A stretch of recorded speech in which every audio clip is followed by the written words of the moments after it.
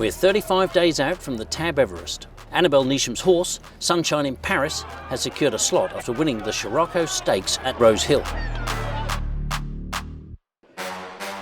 That same day, Cylinder, trained by James Cummings, became a Tab Everest contender after winning the Run to the Rose. Cylinder got out of jail to win the Run to the Rose! 7 slots are still wide open. Trainers are targeting the Shorts and the Golden Rose to put their horses into contention for the Tab Everest.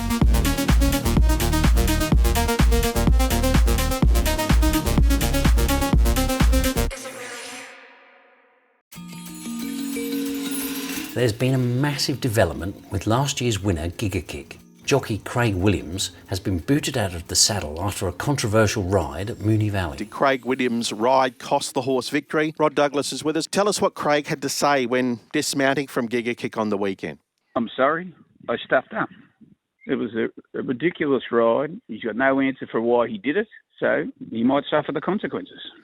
Well, tell us more about what you mean, Rod. I'd have strangled him at Moonee Valley, Steve. With me bare hands, I'd have strangled him in the mountain yard.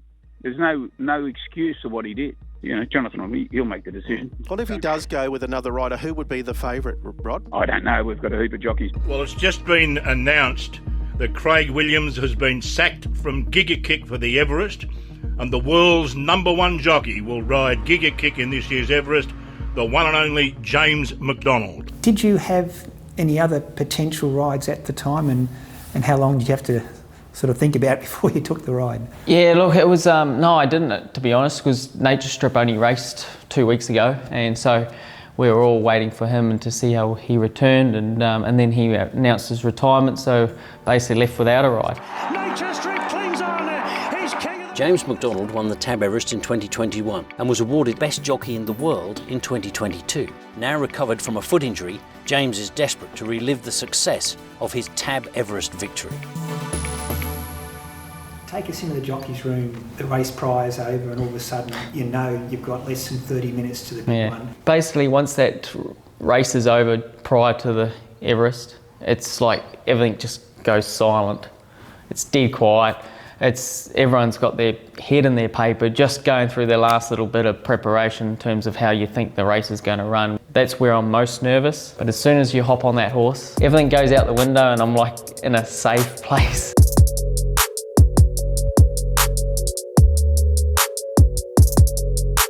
Bjorn Baker is a New Zealander who's made good in Sydney, and he's got Overpass, who could be there on Everest Day.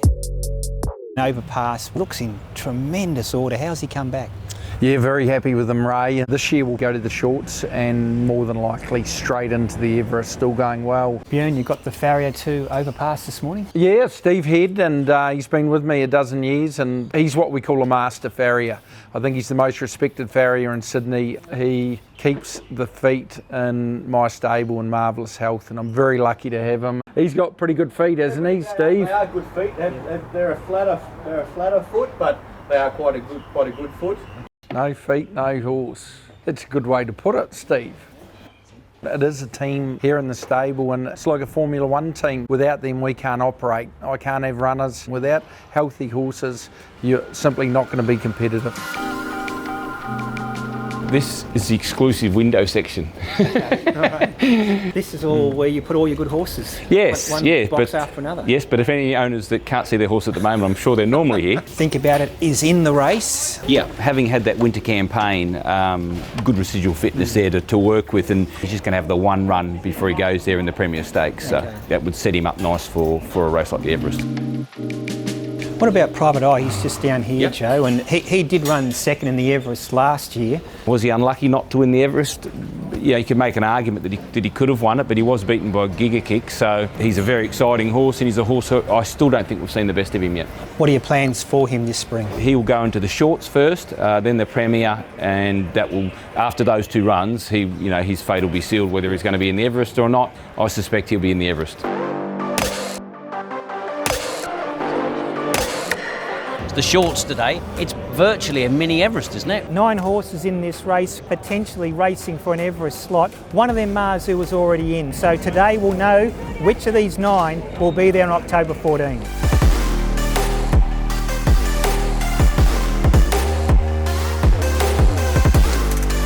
How are you feeling? Oh, a bit nervous. You want him. This is what you set him for. There's been months in the progress. Any slot holders talking to you? Been a bit of interest. Yeah. I think they're all just sitting back in terms of what Wait, happens. this race. Yeah.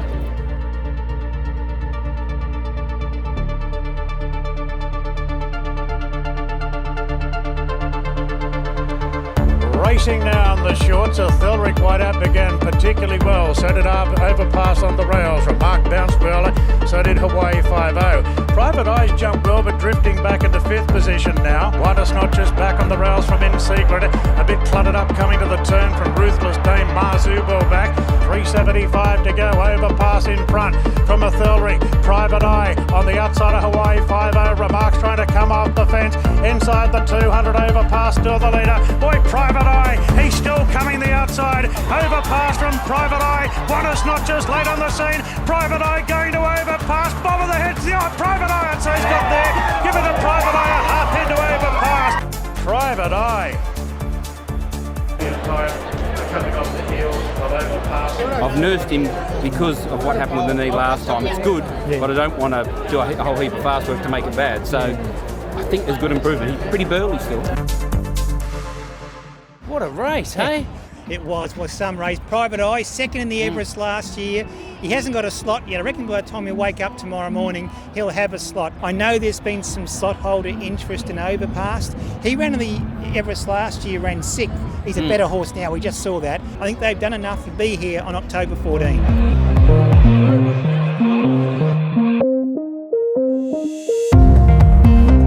After the shorts, everything's changed. What's happened? Well, Private Eye's in for a start, Max Whitby and Neil Werrett, so they've swooped on Private Eye after he won the shorts. The whole dynamics has to change now because the owners of Hawaii 5-0, of Overpass, of Buenos Noches, even Remark, they want their horse in the Everest, so all of a sudden the slot holders have got the whip hand.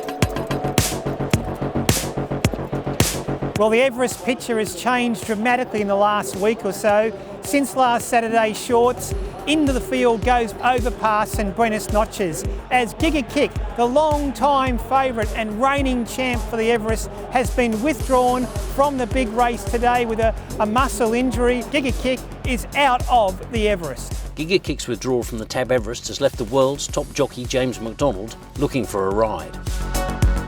Look, it's disappointing about Giga Kick. You've got to put the horse first. There's a lot of moving parts, a lot of things still happening, and we're keeping our eyes wide open at the minute. Giga Kick, massive news today. He's been withdrawn from the Everest. It's wide open now, Matt. The owners and myself and everybody involved are so excited to be in the race, so can't wait for the 14th. We're very happy with Sunshine in Paris. Fingers crossed all goes well now with Sunshine in Paris between here and October 14. Yeah, well, it looks to me an open race, and there's nothing I would swap her with. What are the contenders here in this race today? You've got classy horses like Militarised. I think you'll be going up in distance rather than coming back. But the horses I think who are best suited to today's 1400 metres and then going back to 1200 metres in 3 weeks are Shinzo, who's been specifically trained to do that, and also Cylinder.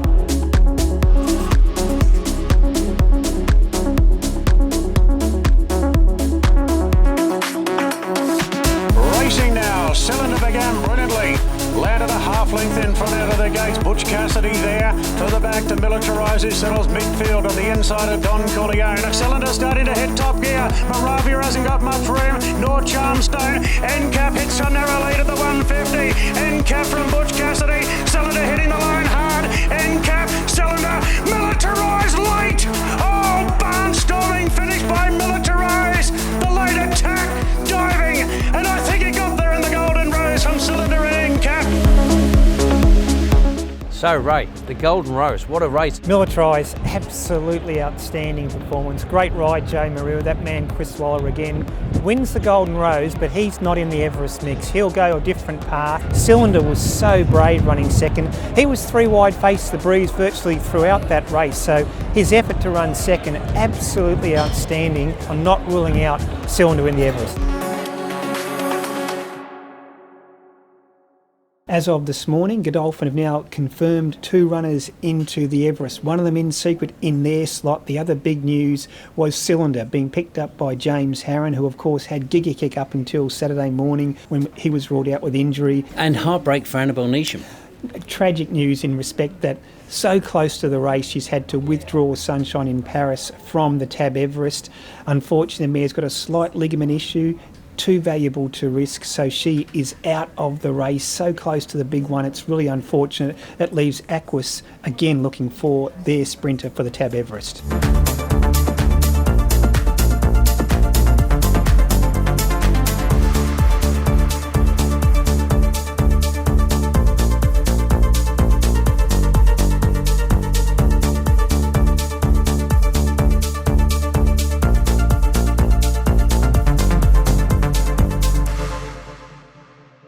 What are you really gambling with? For free and confidential support, call the number on the screen or visit the website.